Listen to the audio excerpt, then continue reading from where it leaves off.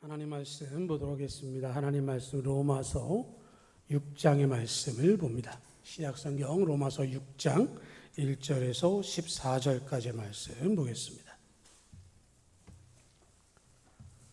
로마서 6장 1절에서 14절입니다.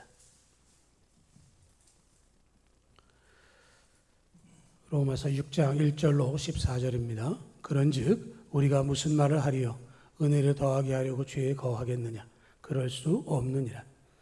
죄에 대해 죽은 우리가 어찌 그 가운데 더 살리요? 무릇 그리스도 예수와 합하여 세례를 받은 우리는 그의 죽으심과 합하여 세례를 받은 줄을 알지 못하느냐? 그러므로 우리가 그의 죽으심과 합하여 세례를 받음으로 그와 함께 장사가 되었나니 이는 아버지의 영광으로 말미암아 그리스도를 죽은 자 가운데 살리심과 같이 우리로 또한 새 생명 가운데서 행하게 하려 함이라. 만약 우리가 그의 죽으심과 같은 모양으로 연합한 자가 되었으면 또한 그의 부활과 같은 모양으로 연합한 자도 되리라. 우리가 알거니와 우리 옛사람이 예수와 함께 십자가에 못 박힌 것은 죄의 몸이 죽어 다시는 우리가 죄에게 종노릇하지 아니하려 함이니 이는 죽은 자가 죄에서 벗어나 의롭다 하심을 얻었습니다. 만약 우리가 그리스도와 함께 죽었으면 또한 그와 함께 살 줄을 믿노니 이는 그리스도께서 죽은 자 가운데 살아나셨음에 다시 죽지 아니하시고 사망이 다시 그를 주장하지 못할 줄을 알미로라. 그가 죽으심은 죄에 대하여 단번에 죽으심이요 그가 살아계심은 하나님께 대하여 살아계심이니 이와 같이 너희도 너희 자신을 죄에 대하여 죽은 자요 그래서 예수 안에서 하나님께 대하여는 살아있는 자로 여길지어다. 그러므로 너희는 죄가 너희 죽을 몸을 지배하지 못하게 하여 몸의 사욕에 순종하지 말고 또한 너희 지체를 불의의 무기로 죄에게 내주지 말고 오직 너희 자신을 죽은 자 가운데 다시 살아난 자같이 하나님께 드리며 너희 지체를 의의 무기로 하나님께 드리라. 죄가 너희를 주장하지 못하리니 이는 너희가 법 아래에 있지 아니하고 은혜 아래에 있음이라. 아멘. 여러분 공부 잘 하셨습니까? 이런 질문하는 게 아닌데 학생들한테 좋아하는 과목, 싫어하는 과목 이런 거를 물어볼 때가 있습니다. 학생들이 제일 싫어하는 과목이 뭘까요? 본인의 경험대로 얘기를 하시면 됩니다. 저는 수학이 제일 싫었습니다. 두 번째가 과학이고요. 그리고 세 번째가 영어였습니다. 수학, 과학, 영어. 그래서 제가 고등학교 졸업하고 대학 갈 때 수학이 없는 과에 진학해야 되겠다. 그래가지고 경영학과에 원서를 쓰고 합격해서 첫 학기 시간표를 받았는데 과목 가운데 경영수학이라는 과목이 있어가지고 제가 수학 있는 과네? 그러고 했더니 4학년 때까지 수학을 해야 되더라고요. 그래서 제가 대학에서 성적을 나름 잘 받았는데 경영수학은 배부른 학점을 받았습니다. 언제 생각 안 하셔도 됩니다. 그냥 배부른 학점을 받았어요. 제가 수학 그렇죠. 수학이 참 그렇습니다. 사람들이 다 많이들 싫어하는 과목이기도 하고요. 근데 또 싫어하진 않지만 굳이 또 관심을 두지 않은 과목 가운데는 한문이라고 하는 과목이 있습니다. 여러분들 가운데 학교에서 한문이 없었던 시기가 있었죠. 학교 수업 중에 아예 한문이라는 과목이 없었던 때가 있던 걸 압니다. 저희는 중학교 때 한문이 있었는데 윤리 선생님께서 한문을 가르치셨어요.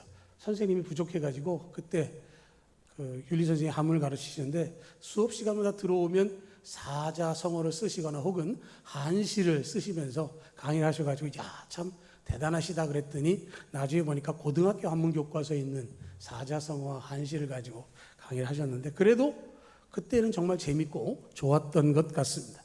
요즘에는 우리가 사자성어를 익숙하게 대하지 않고요. 잘 하지도 않지만 또 때로는 사자성어를 들을 때마다 대단하다 할 때도 있고요.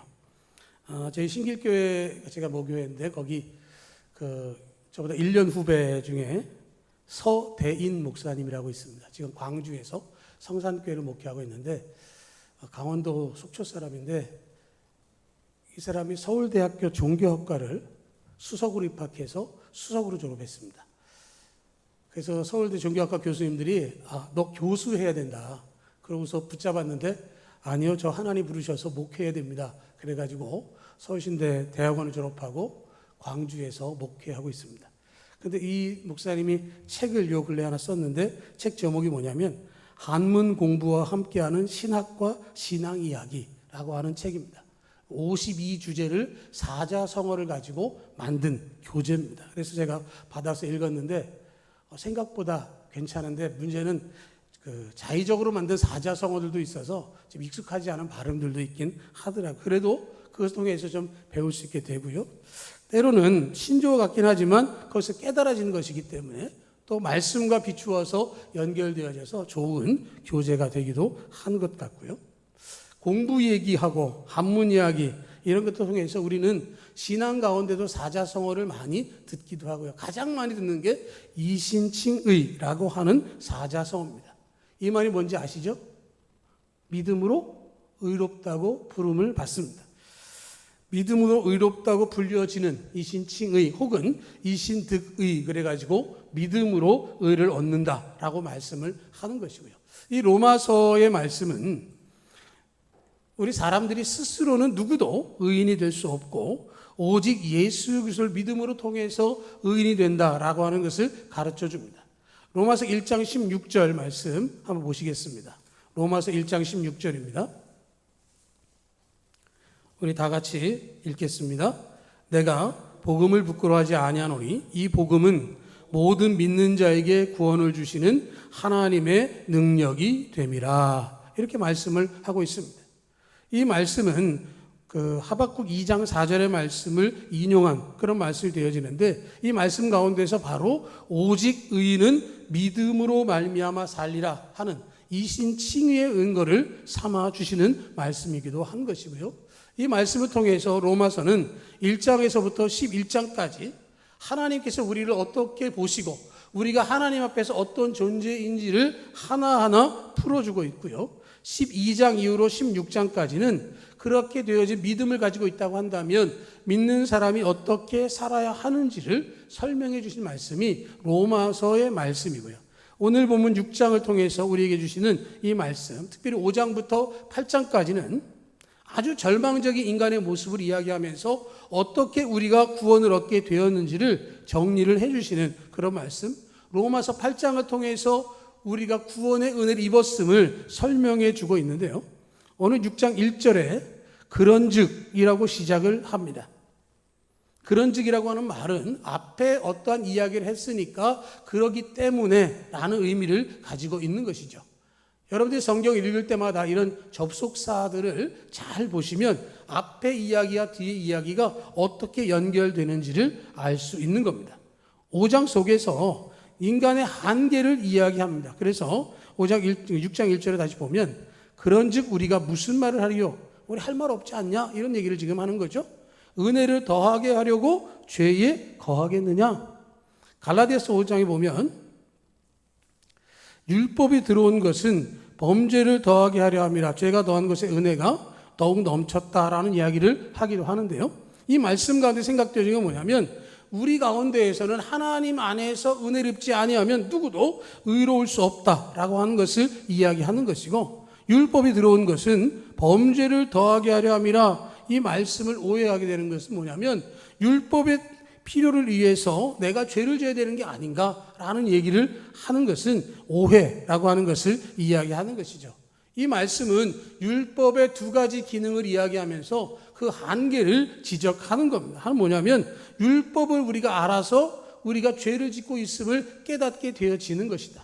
그러니까 율법은 우리에게 신호를 준다라는 것이죠. 신호등 여러분 파란불이 아니죠. 초록불이죠. 초록불은 건너가고요. 빨간불은 멈추죠. 깜빡되면요. 뛰죠. 깜빡되면 뛰죠. 근데 정상적인 뭐죠? 멈추라는 사인이죠. 그러니까 우리가 신호를 보면 뭘 할 수 있게 되어지는 것처럼 율법은 우리가 신앙 가운데서 하나님 앞에서 어떻게 해야 하는가라고 하는 것을 분명하게 가르쳐 주는 것이죠. 또 하나는 뭐냐? 그것을 통해서 내가 그리스도에게로 가야 함을 분명하게 말씀하는 것이죠. 그래서 몽학 선생이 되었다라고 하는 말, 초등교사가 되었다는 말은 뭐냐면 우리나라 전통에 그런 겁니다. 양반의 자제를 서당으로 데려가는 종을 몽학 선생이라고 부르는 거예요. 종은 주인을 때릴 수 있습니까? 없습니까? 종이 주인을 때리면 어떻게 되죠?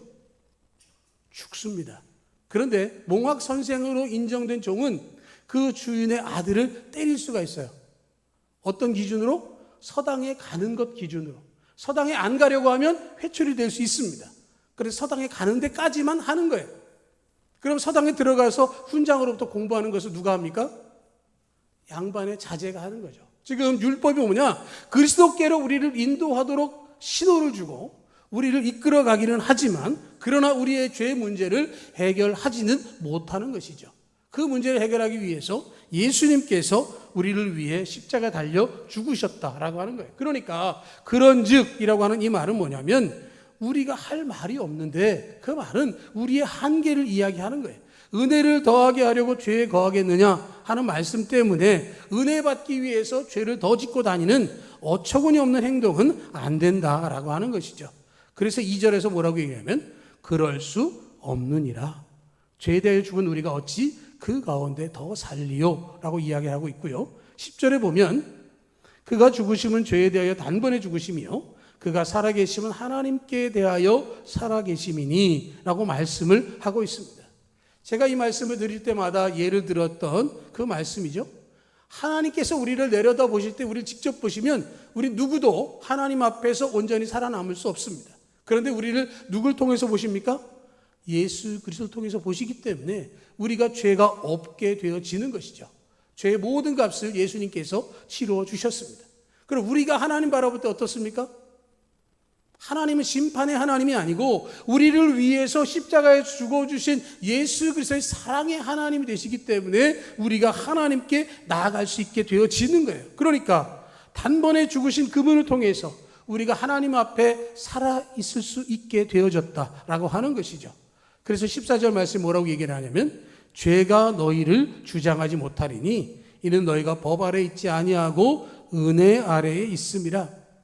저와 여러분들 모두는 은혜 받기에 너무도 부끄럽고 부족하지만 그러나 그 모든 죄의 값이 주님의 보혈로 깨끗하게 씻어졌다라고 하는 것입니다. 우리가 죄인이었다는 사실을 부인할 수 없지만 예수 그리스도를 통해서 우리가 죄 씻음 받았다라고 하는 것을 부인할 수가 없습니다. 나는 죄인이었습니다. 그러나 예수 그리스도를 믿음으로 나는 의인으로 인정받게 되어졌습니다라고 하는 믿음의 고백을 의심하지 말고 시인하시기를 축복합니다. 여러분은 바로 구원받은 하나님의 사람이요 구원받은 죄인입니다. 예수 그리스도 은혜 안에 우리가 살고 있습니다. 그런데 이 말씀을 들을 때는 기억하게 되어지고 알게 되어지지만 삶의 순간순간마다 놓칠 때가 있습니다. 내 삶은 그렇지 못한데 라고 하는 것이죠. 그게 뭐냐? 내 안에 양심이 발동하는 거예요. 내가 부족하다는 사실을 인정하고 깨닫게 되어지면서 자책하기도 하고 괴로워하기도 하는 것이죠. 그런데 그때 조심해야 됩니다. 양심에 찔려서 내가 그런 양심의 가책을 받고 있을 때 사탄이 우리를 미혹하는 것이죠. 너는 아직도 죄인이라고 지적을 하는 겁니다. 매일매일 죄를 짓고 사는데 어떻게 네가 하나님 앞에 갈 수 있느냐고 우리를 미혹하기도 하고요. 또 반대로 너 죄를 짓는 거에 대해서 다 해결하셨는데 뭐 그렇게 살아도 돼, 괜찮아, 해봐 라고 하기도 하는 것이죠. 거기에 속지 말아야 하는 것입니다. 우리의 삶의 방식은 예수 그리스도를 믿음으로 말미암아 의인이 되었음에도 불구하고 이 세상을 살기 때문에 죄의 유혹에 때로는 빠지기도 하지만 그때마다 우리를 위해서 십자가에서 주님 앞에 모든 것을 내려놓고 고백함을 통해서 용서함 받고 다시금 힘없고 거룩한 하나님의 백성으로 살아가기를 힘써야 하는 것이고요. 또 그러기 위해서 우리 매일 매 순간을 하나님께서 보고 계시다라고 하는 그런 시선을 느끼면서 우리가 살아가야 하는 것이죠.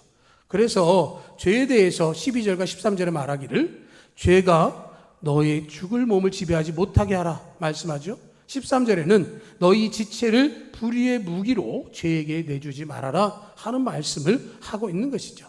말씀을 듣지 않고 소중한 나의 몸을 죄에게 맡기는 그런 삶을 살지 말아라. 그런 어리석은 모습들을 되풀이하지 말라는 말씀을 하고 있는 것은 우리를 위해서 예수님께서 십자가에서 죽으셨기 때문에 그 이야기를 하는 것이죠.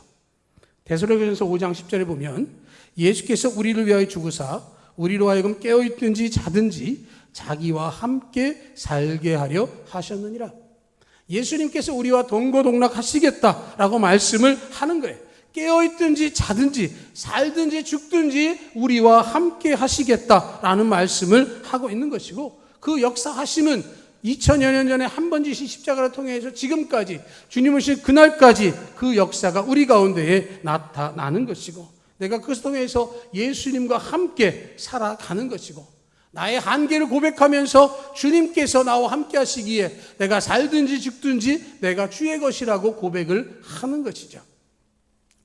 사람들이 인생을 이야기하면서 예전에는 웰빙이라고 하는 단어가 많이 사용됐고요, 요즘 들어서는 웰다잉이라고 하는 말을 많이 사용합니다.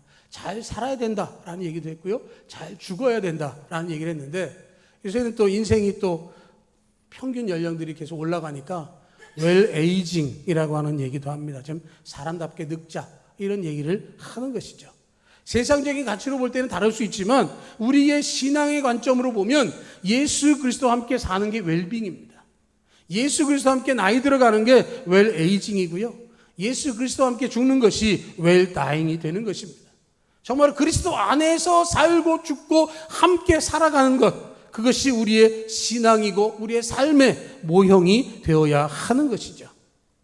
우리가 살아가면서 사람들로부터 칭찬받을 만한 선한 행위를 할 수도 있지만 거기에 예수 그리스도가 계시지 않는다면 그것은 허무할 뿐이고요, 우리가 예수 그리스도 안에 있기만 한다면 세상 사람들로부터 칭찬받거나 인정받지 못한다 할지라도 사나 죽으나 나는 주의 것이기 때문에 주의 뜻대로 살겠다라고 하는 고백이 되어져야 하는 것이고요. 사도 바울이 로마서를 통해서 우리들에게 하고자 하는 이야기는 그리스도와 함께 하나 되어져서 우리가 자랑할 만한 모든 것들은 다 배설물로 여기고 오직 예수 그리스도만 바라보는 바른 신앙으로 예수님을 향해서 예수님을 찾으며 깊이 생각하고 예수라는 지식에서 살아갈 것을 우리에게 권하고 있는 것이죠.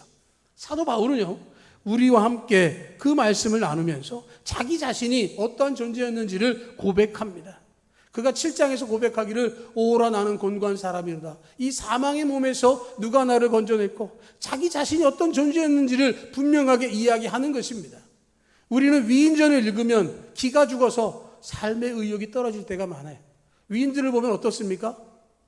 태어나는 것부터 신기하고요, 어린 시절부터 똑똑하고 어린 시절부터 대단하고 큰 일을 이룹니다. 그러면 우리 그러지 못한 사람이기 때문에 그걸 따라갈 수 없을 것 같아요. 그런데 사도 바울은 그렇게 얘기하지 않습니다. 자기 자신이 얼마나 철저한 죄인이었는가를 고백하는 것이죠. 정치적인 힘을 가지고 있고 지식적으로도 있고 어떤 배경을 가지고 있고 물질적으로도 부족하지 않았지만 그는 그 당시에 최고의 자격이라고 하는 로마의 시민권을 가졌지만 그 모든 것들은 예수 그리스도 안에서 그것은 배설물과 같았다라고 이야기를 합니다. 자기는 죽을 수밖에 없는 존재였다라고 말하고 있는 것은 바로 그것을 이야기하는 거예요. 그런 자기를 위해서 예수님께서 십자가에서 죽어주셨기 때문에 자기가 그 모든 것에 대해서 일체의 비결을 배웠는데 그것은 곧 날마다 내가 죽어야 한다라고 하는 것이죠. 내가 죽어야 하는 겁니다. 8절 말씀, 만일 우리가 그리스도와 함께 죽었으면 또한 그와 함께 살 줄을 믿는다라고 이야기하는 것은 뭡니까? 내가 그리스도 안에서 나 자신을 내려놓고 죽어야 하는 것을 이야기하는 것뿐만 아니라 내가 믿음 가운데에 주님과 함께하고자 하는 고백을 하게 되어지는 것을 이야기하는 것이고요. 그러면서 사도 바울이 주님과 동행할 수 있었던 것은 연합했기 때문에 그런 것이죠. 5절 말씀입니다. 만일 우리가 그의 죽으심과 같은 모양으로 연합한 자가 되었으면 또한 그의 부활과 같은 모양으로 연합한 자도 되리라 하는 말씀을 합니다. 우리 각자가 예수 그리스도와 연합이 되어져 있습니다. 깨끗하게 죄의 벌로 씻겨져서 주님과 함께 하나가 되어졌어요. 죽을 때도 하나가 되어질 뿐만 아니라 부활하신 주님과 함께 연합되어져 하나가 되었다고 말씀을 하고 있는 것이죠. 말씀 가운데 분명하게 증거해 주고 있습니다. 내가 예수 그리스도를 믿기만 한다면 누구나 이 말씀이 동일하게 적용이 되어지는 것입니다. 남녀노소를 불문하고 이런 믿음의 고백만 있다면 그 역사가 이루어지는 것입니다. 에베소 2장 3절을 보면 우리 육체의 욕심을 따라 지내며 육체와 마음에 원하는 것을 하기 때문에 내 자신이 그렇지 못한 것처럼 느낄지 모르나 그러나 분명한 것은 예수님께서 우리를 위해서 십자가를 죽으심을 통해서 이 역사를 이루셨다라고 말씀을 하고 있는 것이죠. 예수님께서 우리가 연합되었다는 이야기는 우리를 책임지시겠다는 말씀입니다. 삶의 순간순간마다 지켜주시겠다는 말씀이에요. 문제가 있느냐 가지고 오면 내가 해결해 주겠다라고 말씀하는 것입니다. 하소연할 데가 없느냐? 나에게 하소연해라 하는 말씀을 하고 있는 것이죠. 예수님과 연합해서 우리가 할 수 있는 모든 것을 다 맡기고 내려놓고 고백하고 감사하면 그것이 주님과 함께 하나 된 모습이다라고 하는 것이죠. 우리 인생 가운데 진정한 해결사는 우리 주님이시고 우리 주님은 우리의 한계를 너무도 명확하게 알고 계십니다. 각자의 성격에 따라서 각자의 성장 환경에 따라서 다를 수 있지만 그러나 주님 앞에 나오면 누구나 주님의 사랑받는 자녀요 열매 맺는 하나님의 자녀가 되어지는 것입니다. 내 힘과 내 능력을 하려고 하지 말고 오직 우리 주님을 향해서 여러분의 손을 내밀어 주님을 붙잡으시기를 축복합니다. 여러분은 주님의 가지입니다. 주님은 우리의 포도나무가 되십니다. 주님을 통하여 여러분들이 양분을 공급받고 그것을 통해서 열매를 맺게 되어질 것입니다. 주님과 조금이라도 떨어지면 그 일을 할 수 없음을 우리가 알기 때문에 우리를 불쌍히 여기시고 우리를 품고 함께하기를 원하시는 주님의 음성 앞에 더 이상 죄 가운데가 아니라 주님의 은혜 가운데 믿음으로 주님과 함께 동행하는 믿음의 삶을 통해서 나는 날마다 죽지만 그러나 그 죽음을 통해서 주님과 연합되어져 나는 다시 살아있고 주님의 부활을 말미암아 부활의 소망을 가지고 지금 오직 그날까지 믿음으로 살아간다라고 하는 믿음의 고백으로 두려움 없이 담대하게 신앙을 지키는 우리 모두 될 수 있기를 주님의 이름으로 축복합니다. 아멘.